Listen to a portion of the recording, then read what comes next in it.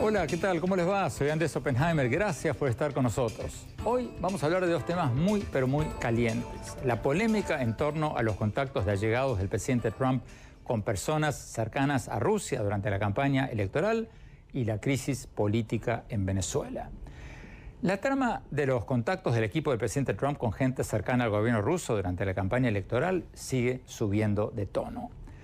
Trump ha dicho una y otra vez que se trata de noticias falsas, de una farsa total, que su campaña no tuvo nada que ver con el aparente hackeo ruso de los servidores de la campaña de Hillary Clinton ni con la subsiguiente publicación de esos emails por Wikileaks, y dice que las investigaciones sobre un presunto entendimiento de su campaña con Rusia son una cacería de brujas.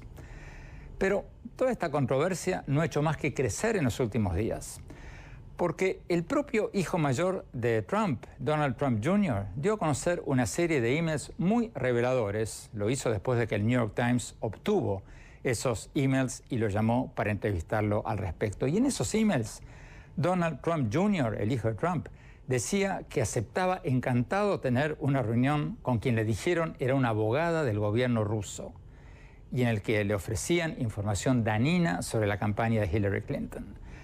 La abogada rusa, Natalia Baselnitskaya, negó haber actuado en nombre del gobierno ruso y Trump Jr. dijo que la abogada no tenía ninguna información significativa sobre Hillary Clinton. ¿Pero qué fue todo eso? ¿Fue un ejercicio normal de recolección de datos negativos sobre un rival político? ¿O fue una violación de leyes estadounidenses y prueba de que la campaña de Trump sí conspiró con el gobierno de Rusia para dañar a Hillary Clinton? Se lo vamos a preguntar a uno de los periodistas que más saben de todo esto, el corresponsal del New York Times en la Casa Blanca, Michael Shear.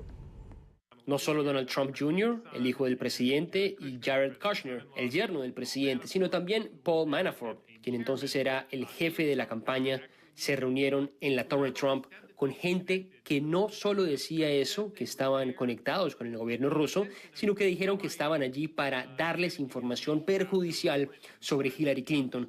Antes se había especulado mucho sobre cosas que podrían haber ocurrido, pero esto fue algo que realmente sucedió y confirma al menos parte de las alegaciones que han estado circulando. Vamos a escuchar lo que nos dijo Shear y luego lo vamos a analizar con Marily Cancio, conocida abogada especializada en temas internacionales, estratega política republicana que apoya al presidente Trump. Y desde Washington vamos a tener a Dan Restrepo, ex jefe de asesores para América Latina del expresidente Obama y estratega demócrata. Y más tarde en el programa vamos a hablar sobre la escalada de la crisis política en Venezuela tras la consulta popular realizada por la oposición el 16 de julio, en que más de 7 millones de venezolanos expresaron su oposición al plan del presidente Nicolás Maduro de convocar una asamblea constituyente para reemplazar la actual constitución de Venezuela.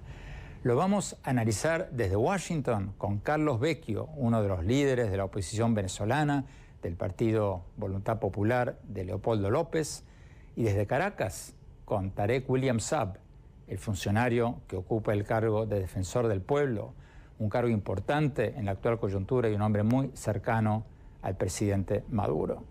Bueno, empecemos con Trump y Rusia. Veamos lo que nos dijo el corresponsal del New York Times en la Casa Blanca, Michael Shear. Veamos.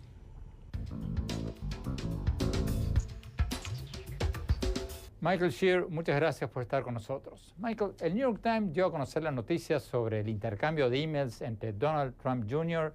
y una abogada cercana al gobierno ruso y otros visitantes rusos. ¿Por qué es tan importante esa noticia?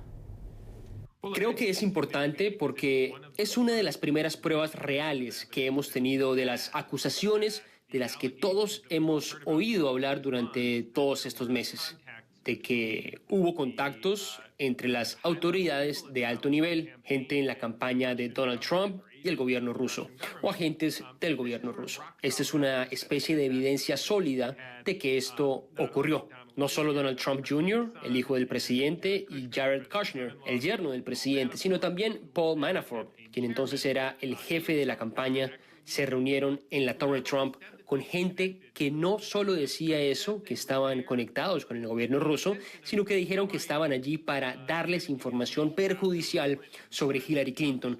Antes se había especulado mucho sobre cosas que podrían haber ocurrido, pero esto fue algo que realmente sucedió y confirma al menos parte de las alegaciones que han estado circulando. El presidente Trump dice que es normal en las campañas políticas encontrarse con personas que quieren o pueden suministrar información negativa sobre un rival político. ¿Qué dicen sobre esto los funcionarios del FBI?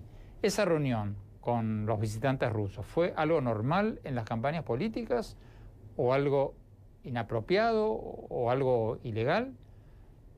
Bueno, entonces el presidente Trump tiene razón en un sentido. Es decir, las campañas en los Estados Unidos a menudo tienen gente que viene a la campaña y dice, hey, tengo información perjudicial sobre tu oponente. Eso es lo que en términos políticos llamamos investigación de la oposición. Es decir, la gente hace investigaciones sobre el adversario y luego vienen y dicen, oye, aquí puedes usar esto en tu campaña.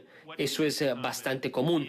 Lo que no es común es tener esa información, esa investigación de la oposición que venga de un país extranjero. Hay leyes en los Estados Unidos que dicen que una campaña no puede recibir nada de valor de extranjeros y ciertamente la investigación de la oposición es algo que puede ser valioso, pero no pueden recibir nada de valor de un gobierno extranjero. Eso es ilegal. Por lo tanto, la pregunta es si los funcionarios de la campaña de Trump comprendieron inmediatamente que esto era algo indebido, que se cruzó una línea, que no deberían recibir información de un gobierno extranjero. Una persona a la que podrían acudir para responder esa pregunta que tú has hecho es el propio candidato del FBI de Donald Trump, la persona que Trump ha propuesto como próximo director del FBI.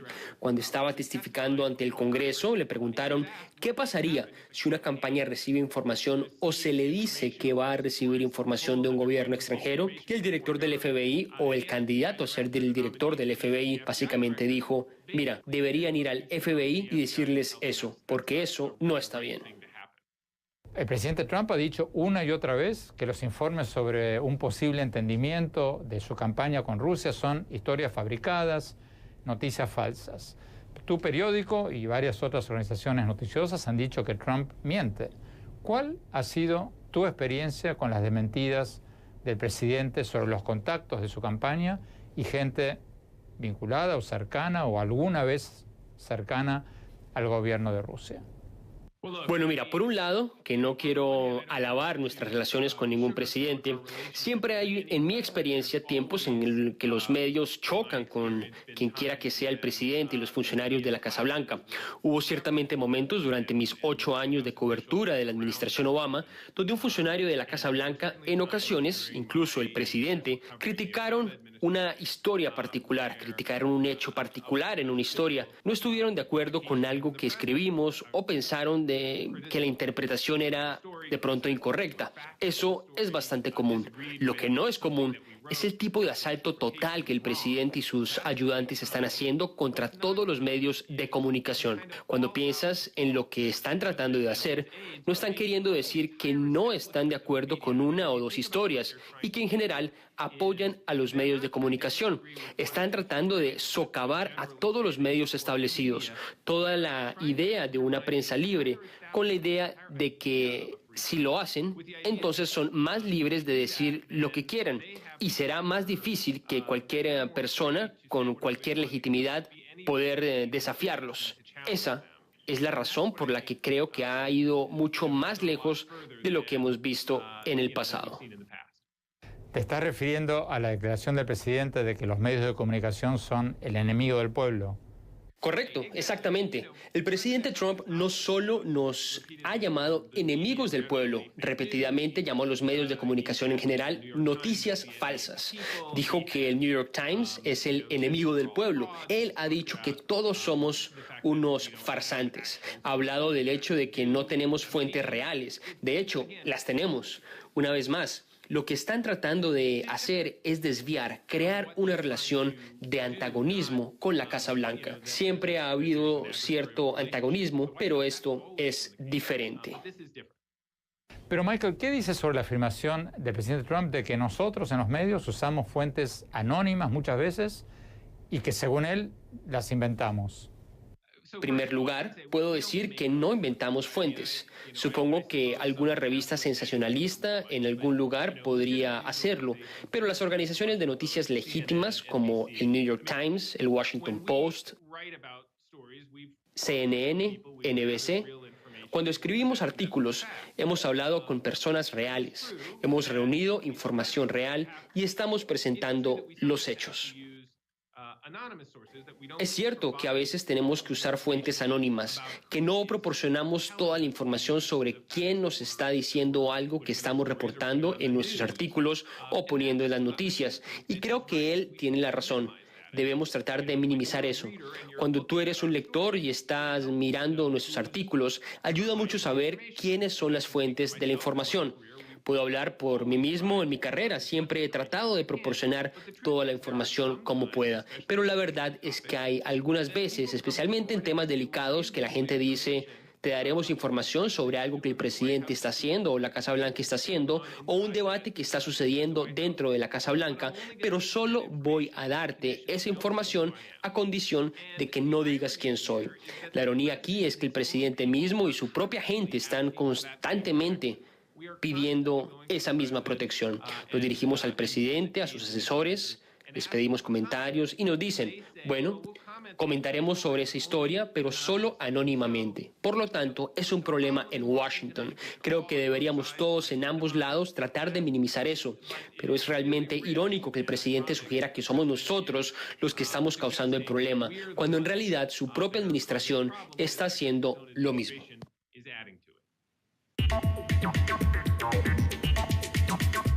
Mariel Cancio, activista, republicana activista de la campaña de Donald Trump.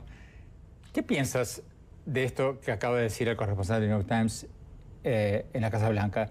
El presidente Trump y su equipo negaron una y otra vez que había reuniones con los rusos y ahora salen estos emails que dicen que no solo que hubo una reunión, sino que hubo una reunión precisamente con el fin de darle a la campaña información dañina sobre Hillary Clinton. Hola Andrés, me encanta estar aquí contigo y quería primero que nada desearle una recuperación rápida al senador John McCain, que se está recuperando en Arizona. Todos. Sobre lo de Rusia, yo creo que llevamos meses y meses en que muchos de los medios dicen que la campaña de Trump está unida con el gobierno ruso para ganar estas elecciones. Eso es falso. Nosotros decimos que es una gran mentira, pero todos los días escuchamos Rusia, Rusia, Rusia. Esta información, el hijo del presidente Trump, el hijo mayor, él mismo le entregó a los medios copias. Después de que el New York Times lo llamó para decirle que la tenían. Pero lo entregó abiertamente, le dio copias de todo. Algunas personas dijeron que estuvo mal asesorado en tan abiertamente enviarles todo, hacerlo público, pero enseña de que una persona conocida de él, que es un promotor de artistas, lo contactó a él. No es que la campaña de Trump estaba tratando de buscar nada. Cuando le dicen, vamos a darte una información sobre tu contrincante, en Estados Unidos es muy común que eso es parte del juego político que se hace. Tuvieron esta reunión, no era ninguna reunión secreta en la torre de Trump, antes que él fuera ni siquiera el candidato republicano para la presidencia. Ocurrió en junio del 2016, no fue hasta después de julio del 2016 que Trump fue el candidato por el Partido Republicano contra Hillary Clinton. Entonces, yo creo que seguimos hablando del tema porque muchas personas dicen, hubo algún tipo, porque todavía no aceptan de que las elecciones fueron perdidas por Hillary Clinton y están tratando de buscar una justificación. En vez de saber que fueron los votantes de Wisconsin, de Michigan, de Ohio, que negaron, no querían a Hillary Clinton, siguen hablando de los rusos. Vamos rápidamente a Washington, Restrepo, nos quedan 30 segundos antes de un corte. Tu respuesta a lo que acaba de decir Mariel Cancio. Mira, se sigue hablando de esto en parte porque la campaña y el entorno de Trump han mentido una tras otra vez sobre lo que ocurrió. Han dicho casi 1000 veces que no hubo ninguna reunión con ninguna persona rusa para colaborar en lo de la campaña. Ahora sale esto. Y hay muchos otros ejemplos de eso que han dicho que no existió algo y luego existe.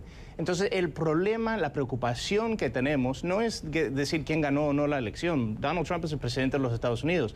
Pero es obvio que un gobierno extranjero, un gobierno que no comparte ni los valores ni los intereses de los Estados Unidos, quiso interferir, trabajó para interferir en las elecciones, y es importante que todos sepamos hasta dónde llegaron en esos esfuerzos, incluso si llegaron a colaborar con alguien o algunos del entorno de la campaña de Donald Trump. Y esta reunión en junio del 2016, ofreciendo información por parte del gobierno ruso a la campaña de Trump, es nada normal en la política estadounidense y debe ser preocupante para todos, para demócratas, republicanos, independientes, quien seas, que un gobierno extranjero con intereses adversos a los Estados Unidos estaba tratando de influir las elecciones estadounidenses. Tenemos que ir a un corte. Cuando volvamos, Mayri, ya vas a tener la oportunidad de responder. Vamos a un corte. Cuando volvamos, seguimos con la entrevista del corresponsal de New York Times en la Casa Blanca. Y más tarde, Venezuela. No se vayan, ya volvemos.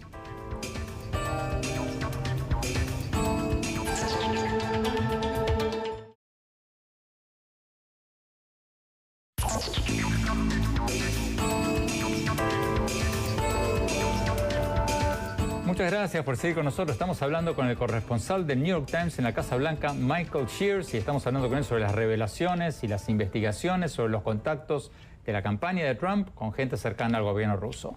Sigamos viendo la entrevista.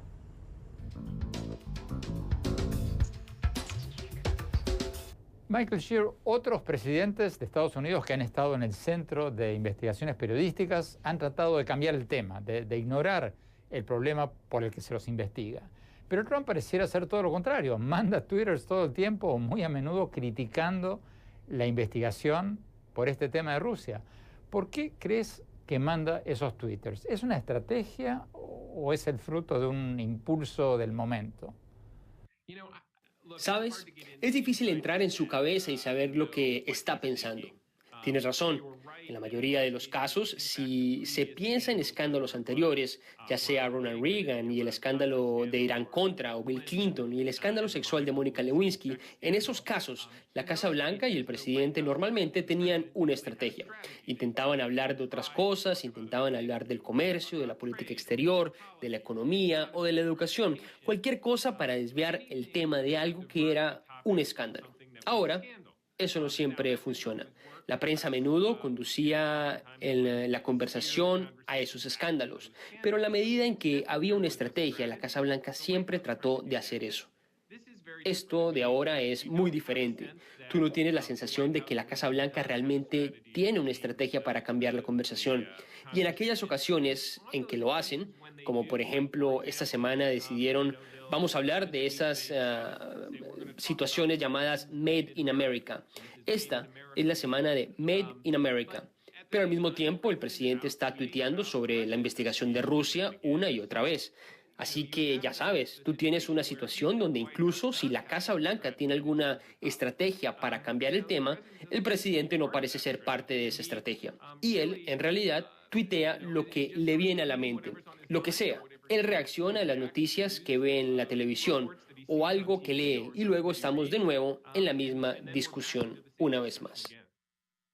Cuando el presidente Trump envía uno de esos twitters criticando las investigaciones sobre los contactos de su campaña con visitantes de Rusia, ¿los manda él solo esos twitters sin ningún asesor que los revise o tiene un asesor al lado que le sugiere cambios? Creo que en la mayoría de los casos, el que escribe en Twitter sobre la investigación de Rusia es él. Sabemos que sus abogados y algunos de sus ayudantes a veces le han suplicado prácticamente que deje de hacerlo. Quieren manejar la respuesta y no funciona, obviamente. Él es muy reactivo. Él ve algo y quiere comentarlo. Si tú vas a su Twitter, hay algunos que no son necesariamente sobre la investigación de Rusia, sino sobre, por ejemplo, una legislación o una reunión que tuvo con un líder extranjero. Algunos de esos tweets parecen ser más pulidos y tal vez forman parte de un proceso en el que tal vez un asesor le ha ayudado a escribir uno de esos. De manera que algunos de ellos bien pueden ser elaborados por sus ayudantes, pero ciertamente los que parecen más fuerte o más fuera de lo común, creo que son él solo, en la Casa Blanca, con su teléfono y tuiteando. ¿Cuál es el cronograma de las investigaciones del FBI y de las varias investigaciones del Congreso, en este caso de Rusia? ¿Hay algún plazo para el vencimiento de todo esto o se puede alargar durante años? ¿Sabes? No hay ciertamente un calendario establecido. Algunos de los miembros del Capitolio, el senador Mark Warner, que es el líder demócrata en el Comité de Inteligencia del Senado, ha estimado que podríamos saber mucho más sobre su investigación dentro de los próximos meses. Pero en cuanto a la investigación que se está llevando a cabo en el Departamento de Justicia por el consejero especial Robert Mueller, eso podría durar meses, podría continuar incluso durante años. Las personas que han seguido este tipo de investigaciones de corrupción pública de gran alcance dicen que a veces toman años y eso podría suceder en este caso. Vamos a Washington. Dan Restrepo, ¿cómo va a terminar todo esto, todas estas investigaciones? No sabemos y francamente pueden durar mucho tiempo, como acaban de decir, que estas investigaciones, una de las preocupaciones si estás bajo estas investigaciones es que pueden ir casi en cualquier dirección. Y la falta de disciplina que tiene el mismo presidente, que lo vemos en sus tweets, en sus entrevistas, en su incapacidad de hablar sobre el mensaje del día o de la semana de la Casa Blanca, también perjudica cerrar esto rápidamente. Y también perjudica el que ellos están violando el hecho principal de, si estás con estas preguntas, de decirlo tú, decirlo temprano y decirlo todo. Ellos ni lo han dicho, no están diciendo todo, están tratando de desviar la conversación, pero de una manera completamente con falta de disciplina. Entonces, esto va a durar mucho tiempo y quién sabe para dónde nos lleva.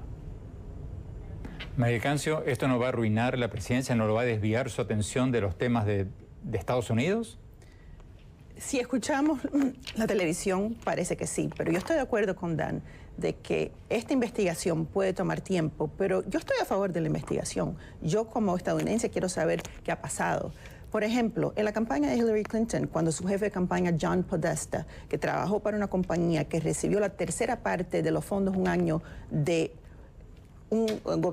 gobierno ruso, de una compañía de inversiones que la abrió Putin. Es algo muy importante, que Bill Clinton haya recibido $500,000 cuando ella era secretaria de Estado de los rusos. Eso para mí es importante, que John Podesta, el jefe de campaña de ella, siga esta semana aún hablando de ese tema. Él habló esta semana sobre ese mismo tema y dice, no, era una compañía americana. Pero cuando le dicen, su compañía, el Podesta Group, recibió $170,000 de dinero de un ruso, entonces es algo que es una conexión entre rusos y la campaña de Hillary Clinton. Pero Hillary Clinton no es presidente de Estados Unidos. Tenemos que ir a un corte. Pero queremos saber también lo que pasó. Tenemos que ir a un corte. Ya volvemos con el corresponsal del New York Times en la Casa Blanca. Ya volvemos.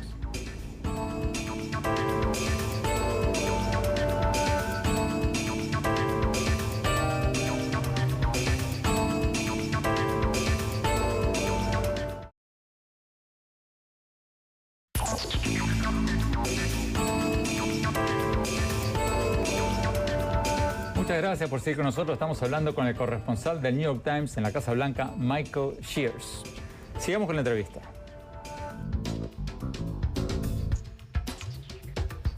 Michael Shear, corresponsal del New York Times en la Casa Blanca, una curiosidad sobre la crisis de Venezuela. ¿Cuánta atención le pone la Casa Blanca a Venezuela? ¿Cuánta atención le pone a esta crisis comparada con otras crisis internacionales? ¿Sabes? Creo que esa es muy poca. No puedo decir con seguridad que no hay personas en algún lugar en las entrañas de la Casa Blanca que le estén prestando atención a la crisis de Venezuela, pero definitivamente tienes la sensación de que el presidente Trump está enfocado en algunas grandes situaciones internacionales. Parece estar centrado en Irán, se ha centrado en Corea del Norte. Él ha estado en el extranjero ahora varias veces, así que él ciertamente se centró en el Acuerdo de París sobre el cambio climático cuando él decidió retirar a Estados Unidos de ese acuerdo. pero no hay indicios de que el presidente Trump esté ampliamente interesado en la política exterior de todo el mundo, y veo muy poco que sugiera que esté conectado a la situación de Venezuela.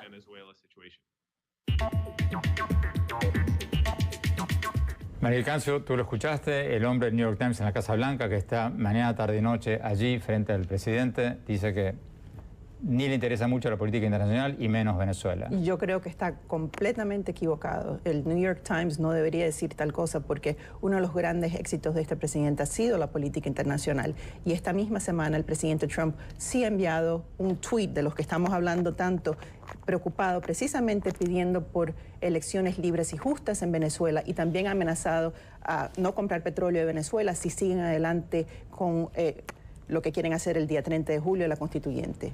Dan Restrepo, tu reacción en Washington. Francamente, no necesariamente es la atención de un presidente. Sé que los que trabajan el día a día de estos temas están bien enfocados en el tema de Venezuela, en la Casa Blanca, en el Departamento de Estado, en el gobierno estadounidense. Lo sé porque he hablado con ellos. Están muy preocupados, como todos debemos estar muy preocupados con la situación actual en el país, en la crisis humanitaria, en la crisis política, esta constituyente absurda que quiere armar Nicolás Maduro al final del mes. Los tweets del presidente pueden tener un impacto, pero más que nada es el trabajo día a día y duro que están haciendo los que están dentro del gobierno para tratar de apoyar al pueblo venezolano en este momento tan complicado. Los tiempos se están acelerando después de que el presidente Maduro convocó un voto por una asamblea constituyente el 30 de julio. La oposición realizó una consulta popular en que más de 7 millones de venezolanos votaron en contra de esa reforma constitucional de Maduro, que según la oposición busca cerrar la Asamblea Nacional y implantar un sistema como el cubano en Venezuela.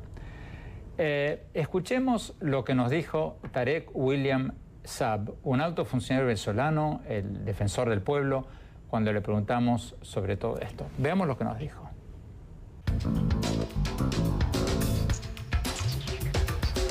Tarek William Saab, defensor del pueblo, muchas gracias por estar con nosotros. Ya hay alrededor de 100 muertos en la crisis política de Venezuela en los últimos meses, y mucha gente teme de que en los próximos días, en las próximas semanas, aumente aún más la violencia. ¿Cuán preocupado está usted de que aumente todavía más la violencia en Venezuela en los próximos días y semanas? Efectivamente, el pasado domingo 16 de julio hubo 2 eventos de participación política del pueblo de Venezuela. Por un lado, una consulta organizada por el sector opositor. Por otro lado, un simulacro electoral organizado por el Consejo Nacional Electoral, que es el órgano rector de las elecciones en este país. Pienso que el tema de la violencia debe finalmente cancelarse en Venezuela cuando quienes promuevan las manifestaciones las hagan 100% de manera pacífica y sin armas, y que las mismas estén completa y exclusivamente reivindicadas en función de realizar reivindicaciones, solicitudes, supóngase usted, de reclamos en base a entrega de documentos, en base a entrega de peticiones, y no por la vía, por ejemplo, de trancar calles, avenidas, carreteras, centros neurálgicos donde las personas queden por millones finalmente secuestradas en sus casas sin poder ir a trabajos, centros de salud, escuelas y lugares inclusive cotidianos para la vida de una nación. Por lo tanto, dependerá mucho, si no continúe la violencia en Venezuela, de la voluntad política de quienes promueven manifestaciones para que éstas sean exclusivamente pacíficas y sin armas. Y obviamente siempre nuestro reclamo a los agentes del Estado para que, siendo las manifestaciones pacíficas y sin armas, actúen bajo lo que implique y significa el código de conducta de funcionarios encargados de hacer cumplir la ley en estricto respeto a los derechos humanos. La oposición en Venezuela y varios expresidentes latinoamericanos que han ido como veedores a la consulta popular convocada por la oposición, dicen que el voto fue masivo e impresionante, que más de 7 millones de personas fueron a votar el 16 de julio a pesar de la intimidación y de la censura gubernamental, y dicen que el gobierno ahora debería escuchar la voz del pueblo y cancelar este proyecto de redactar una nueva constitución. ¿Qué dice usted sobre el argumento de que el presidente Maduro debería escuchar la voz del pueblo? En relación al impacto, repito, yo no diría solamente de la consulta popular, yo quiero ampliar un poco el espectro de mi respuesta, porque es que el 16 de julio hubo dos eventos de participación política en Venezuela. Yo diría que el impacto de la consulta organizada por el sector opositor y por el simulacro electoral organizado por el poder electoral en Venezuela siempre debería apuntar en función de el fortalecimiento de la democracia, el fortalecimiento de la institucionalidad vigente, el fortalecimiento del Estado de Derecho, y en este sentido, como presidente del Poder Ciudadano, que es uno de los 5 poderes públicos nacionales de mi país, y como defensor del pueblo, quiero adelantar mi opinión de absoluto rechazo a cualquier intención de crear en Venezuela instituciones paralelas a las ya existentes, o, mucho más grave aún, una junta de gobierno que puede, por su propia identidad de no ser electa, un carácter golpista al margen de la legalidad y la Constitución. Creo que toda participación política debe derivar en más democracia, más paz y obviamente erradicar la violencia. Tenemos que ir a un corte. Cuando volvamos, vamos a ver qué dice el dirigente político opositor venezolano Carlos Vecchio sobre esta aseveración que acabamos de escuchar, que la oposición está armada. No se vayan, ya volvemos.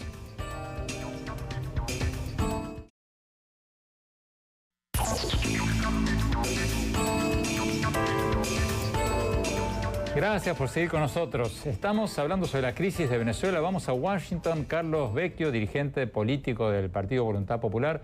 Carlos, tú lo has escuchado. Tarek William Saab, defensor del pueblo, alto funcionario del gobierno del presidente Nicolás Maduro, nos acaba de decir en esta entrevista telefónica que le hicimos que ustedes, que en la oposición, están armados.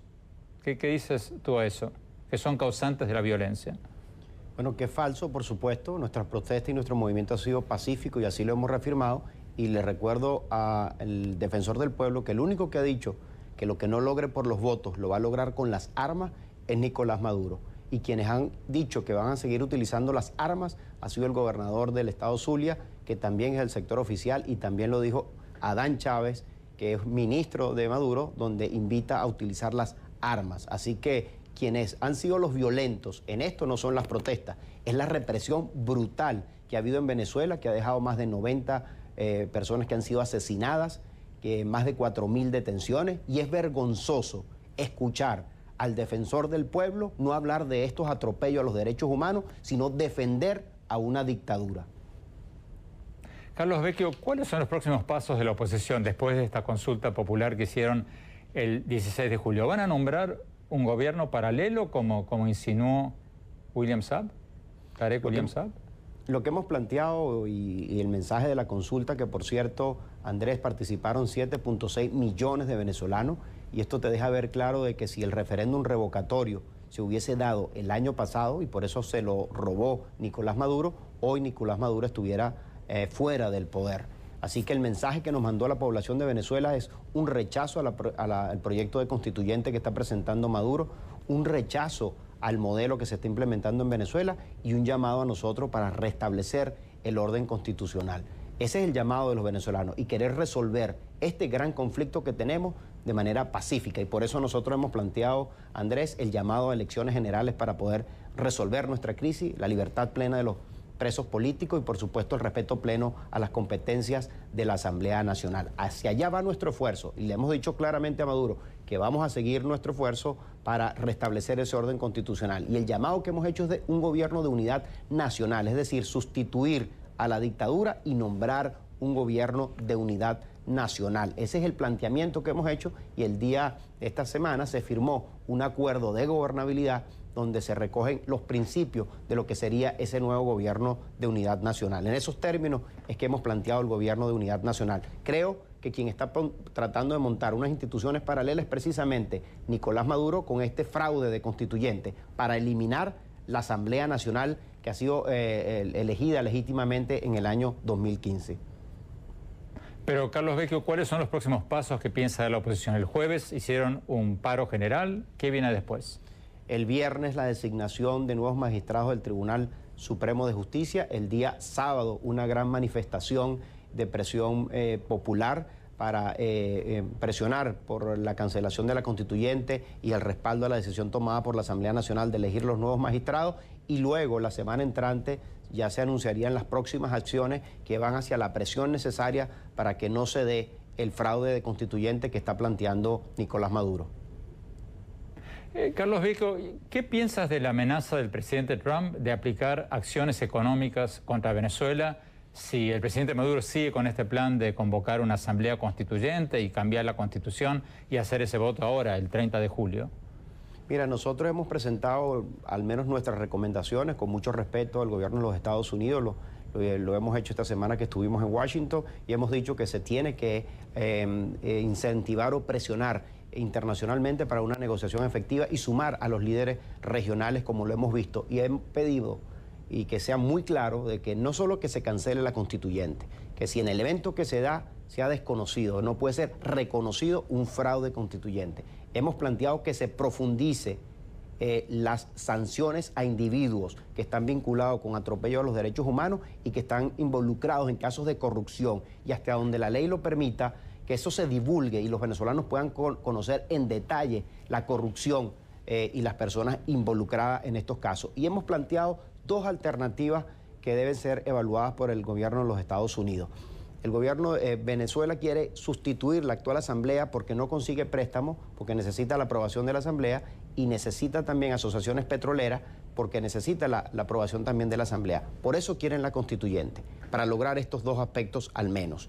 Nosotros estamos planteando como alternativa que se limite el uso del sistema financiero para transacciones que impliquen deuda para Venezuela sin la aprobación de la asamblea y asociaciones estratégicas petroleras y mineras que requieren la autorización de la asamblea que no se permitan o se limiten en cierta forma hasta tanto pues se pueda obtener esta aprobación que hemos dicho. Creemos que de esta forma se puede generar una presión mucho mejor, mucho más fuerte con una alianza mundial como lo hemos visto y regional para nosotros presionar para una transición pacífica en Venezuela. Carlos Vecchio, nos quedan 30 segundos. ¿Eso significa que ustedes apoyarían o no apoyarían un embargo petrolero a Venezuela como lo insinuó un alto funcionario del gobierno de Trump? Mi recomendación sería profundizar esto, que no se ha hecho.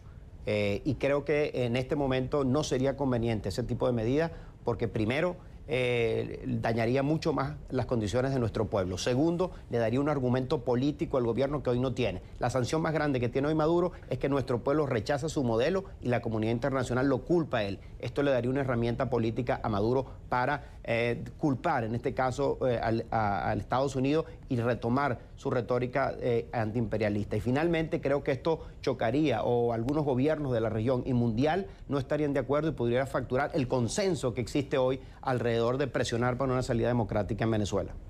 Nos están pidiendo un corte. Cuando volvamos, me encantaría seguirla con Dan Restrepo y Mariel Cancio. Nos están diciendo que se nos sacó el tiempo. Tenemos que ir a un corte. Muchas gracias a todos por estar con nosotros. Cuando volvamos, mis conclusiones.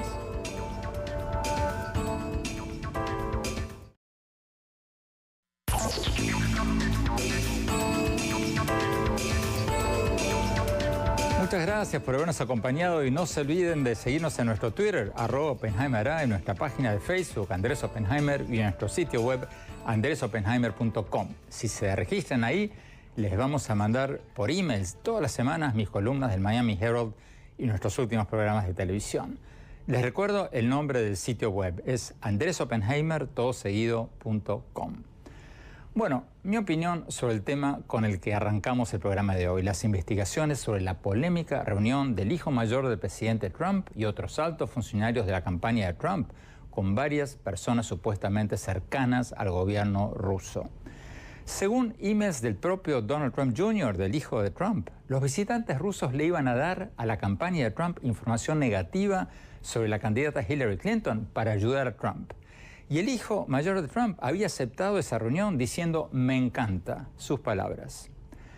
Todavía no está claro si la campaña de Trump violó leyes de Estados Unidos cuando aceptó esa reunión, aunque el propio candidato nombrado por Trump para ser el próximo jefe del FBI ha dicho que en un caso como ese, la campaña de Trump debería haber notificado al FBI antes de aceptar participar en esa reunión. Los investigadores del FBI y los expertos legales van a decir si hubo o no un entendimiento entre la campaña de Trump y Rusia para ayudarle a Trump a ganar las elecciones. Pero lo que resulta difícil de entender es por qué el presidente Trump primero negó la conclusión de las agencias de inteligencia de Estados Unidos de que sí había existido una interferencia rusa en las elecciones de Estados Unidos.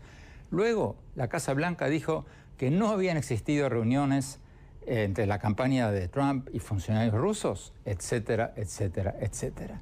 O sea, parece que cuando la familia Trump desmiente algo sobre el tema de Rusia, al poco rato aparece algo nuevo que aparenta contradecir sus desmentidas o las desmienten. ¿No sería mucho mejor para el propio presidente, para todo ese equipo, dar a conocer toda la información de una vez con total transparencia?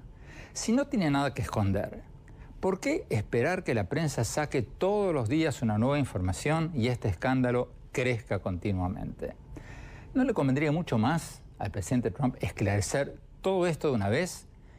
Todo lo que pasó, si es que algo pasó, dar vuelta a la hoja y poder concentrarse de lleno en la economía, la salud y otros de los temas más importantes para Estados Unidos. Se los dejo ahí. Se nos acabó el tiempo. Gracias. Hasta la semana próxima.